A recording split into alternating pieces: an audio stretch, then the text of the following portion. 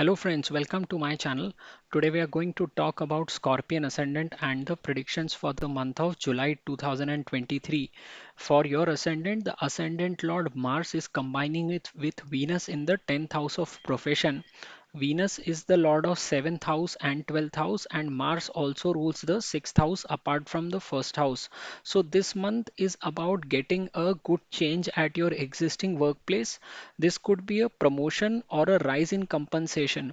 Now it doesn't matter whether you are doing service or business, because both the 6th house lord and 7th house lord are getting combined together, and as a result, whether you are in a business or whether you are in a job, you are going to see a positive change at your workplace. If you happen to work in a foreign country, because Venus is also the 12th house lord, or you work in the business of export import, you deal in hospitals, or you work with a multinational corporation or with a NGO that does social service, then this change will be more positive for you. Additionally, if you are undergoing Mars or Venus's MD or AD, then again you will feel the impact of these results more strongly.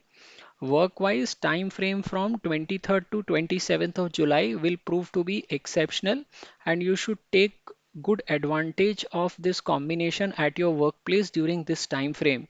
Both Saturn as well as Jupiter are together aspecting your 10th house, and whenever these two heavyweights aspect a certain house, then the changes are bound to take place during this particular time when they are aspecting. So in your case, Saturn is going to introduce a lot of challenges, pressure at your workplace, and you will feel like leaving your job, but you should stick around because Jupiter's fifth aspect is going to make sure that you are not going to lose your job. So please continue with your efforts at your current workplace. But in the month of July, as I have said, this positive combination which is getting created in your 10th house is certainly going to bring you laurels at your workplace, and you will see some kind of a positive change in this month. Venus is also the significator of your spouse, and in this case, combining with Mars, both Venus and Mars are considered natural partners. So, if you want to spend some good time with your spouse, then the time frame from 6th to 11th July is going to be very good as far as improving your rapport with your spouse is concerned. Jupiter is the lord of your fifth house, and it rules over your intellect, speculative abilities, creativity, and education. It is combining with Rahu in your sixth house, and Rahu is going to make sure that the significators that are indicated by Jupiter are spoiled to a certain extent. So, if you are a student or a speculator or an artist, then the last week of July is good for you. So, time frame from 28th to 31st of July will be considered very good. If you are a student, you can clear competitive exams during this time frame. If you are a speculator, then you should look for taking some bets in the market, but only in the last week of July. The earlier time frame is not very conducive as far as any of these activities is concerned. Now, every month I tell you certain dates where you need to be very careful about. So, in the month of July, these dates for you are the time frame for the beginning of the month, 1st to 5th of July, and then 12th to 16th of July. Just watch out for these two time frames because you need to be careful about your health, and you also need to avoid getting into a fight with other people. All the Scorpion ascendant people enjoy fighting because the ascendant lord also rules over the sixth house, and sixth house indicates fights, obstacles, arguments, and your enemies. So you need to avoid any kind of an arguments at the workplace during this point of time. Overall, if you look at the month of July, it is all about getting benefited at your workplace and reaping benefits from this combination that is going to get created in the month of July. So that's the summary for your ascendant for this month. I would request you to subscribe to my channel if you have liked this video, and thank you very much for watching. नमस्ते दोस्तों, मैं प्रसाद जोशी अपने channel में आपका स्वागत करता हूं। आज हम जानने का प्रयत्न कर रहे हैं कि वृश्चिक लग्न के लिए जुलाई 2022 का महीना कैसे निकलेगा। देखिए, जो आपके लग्न के लिए इस महीने में कॉम्बिनेशन क्रिएट हो रहा है, जो लग्नेश हैं मंगल, वो दशम भाव में बैठे हुए हैं और शुक्र के साथ युति बनाएंगे। शुक्र आपके सप्तम और 12वें भाव के स्वामी बनते हैं और मंगल आपके पहले और छठवें भाव के स्वामी बनते हैं और इनका कॉम्बिनेशन आपके कर्म स्थान पर हो रहा है। तो चाहे आपकी नौकरी है, चाहे आपके बिजनेस हैं, दोनों ही परिस्थितियों में आपको अपने कार्यस्थल पे एक अच्छा चेंज होता हुआ दिखेगा, क्योंकि आपके छठवें और सातवें दोनों भाव के स्वामियों का इन्वॉल्वमेंट 10वें भाव में हो रहा है। तो ये महीना पूरा आपका कार्यस्थल से जुड़े हुए परिणाम देने वाला है। आपको इस महीने में आपके कार्यस्थल पे कुछ हो सकता है चेंज होके रिस्पॉन्सिबिलिटीज मिले, आपकी सैलरी बढ़े, आपको बोनस मिले, आपको प्रमोशन मिले। इस तरह की चीजें होना काफी लाजमी है इस तरह के कॉम्बिनेशन में। और अगर आप फॉरेन कंट्री में काम करते हैं स्वयं अभी, या आप एमएनसी में कार्यरत हैं, आपका कैसे भी करके फॉरेन के लोगों के साथ डीलिंग होता है, या फिर आप एक्सपोर्ट इंपोर्ट के बिजनेस में हैं, हॉस्पिटल या हेल्थ सेक्टर से जुड़े हुए हैं, सोशल सर्विस में किसी एनजीओ के साथ काम करते हैं, तो आपको ये रिजल्ट और ज़्यादा स्ट्रांगली महसूस होंगे। इसके अलावा अगर आप शुक्र या मंगल के ही महादशा अंतरदशा के समय से गुजर रहे हैं, तब भी आपको इन परिणामों का ज़्यादा प्रभाव होते हुए दिखेगा अपने ऊपर जुलाई के महीने में। अगर हम कार्यस्थल की बात करते हैं तो 23 से 27 जुलाई तक का समय सर्वश्रेष्ठ है अपने कार्यस्थल पर चमकने की दृष्टि से। और इस महीने में आपको इस कॉम्बिनेशन का फायदा उठाना ही चाहिए। अभी स्थिति ऐसी बन रही है कि शनि 7वीं दृष्टि से दशम भाव को देख रहा है। शनि जब भी कभी कार्यस्थल को देखता है तो वो उसमें चुनौतियां लाता है, व्यक्ति के ऊपर काफी दबाव बढ़ाता है कार्य क्षेत्र का।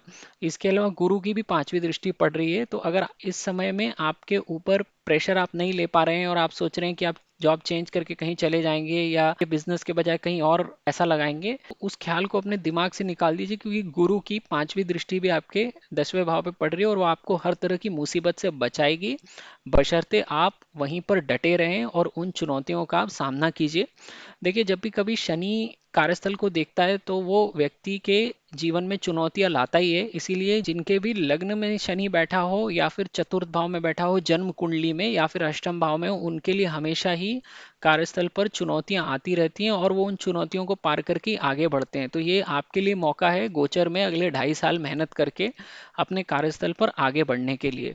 अभी इसके अलावा शुक्र आपके सप्तम भाव के भी स्वामी बनते हैं, और शुक्र और मंगल को आप नैसर्गिक पार्टनर्स बोल सकते हो, नेचुरल पार्टनर्स। इसलिए अगर आपको इस महीने में अपने स्पाउस के साथ अपना संबंधों को इम्प्रूव करना है तो 6 से 11 जुलाई तक का समय बहुत अच्छा है। अब अपने स्पाउस के साथ समय बिता के जो भी आपकी गलत फहमियां हैं वो उनको दूर कर सकते हैं। एक नज़र बाकी ग्रहों पर भी डालते हैं। गुरु आपके पंचम भाव के स्वामी बनते हैं और आपकी बुद्धि के ऊपर, आपके शेयर बाजार में इन्वेस्टमेंट को लेके, एजुकेशन को लेके रूल करते हैं।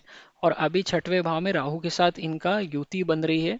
इसलिए ये उन सभी चीज़ों को जिनको गुरु रिप्रेजेंट करता है उसको राहु बिगाड़ने का कार्य करेगा। तो आपको अगर किसी कॉम्पिटिटिव एग्जाम में बैठना है, यानी कि अगर आप स्टूडेंट हैं और आपकी इच्छा है कि आप कोई कॉम्पिटिटिव एग्जाम को क्लियर करना चाहें, या फिर आप स्पेक्युलेटिव बेट्स लेते हैं, इन दोनों ही चीज़ों के लिए 28 से 31 जुलाई तक का समय बहुत अच्छा है। लेकिन उसके पहले के समय में आपके लिए कोई खास अच्छा समय नहीं माना जा सकता है। अभी हर महीने में कुछ दिनों के लिए मैं सावधान रहने को बोलता हूँ, तो इस महीने के शुरू में 1 से 5 जुलाई तक का समय ऐसा है जब आपको सावधान रहना चाहिए। आपको उसके बाद 12 से 16 जुलाई तक का भी समय ऐसा है जब आपको सावधान रहना चाहिए। जब मैं बोलता हूँ सावधान रहना चाहिए, इसका मतलब है आप अपनी सेहत का ख्याल रखिए।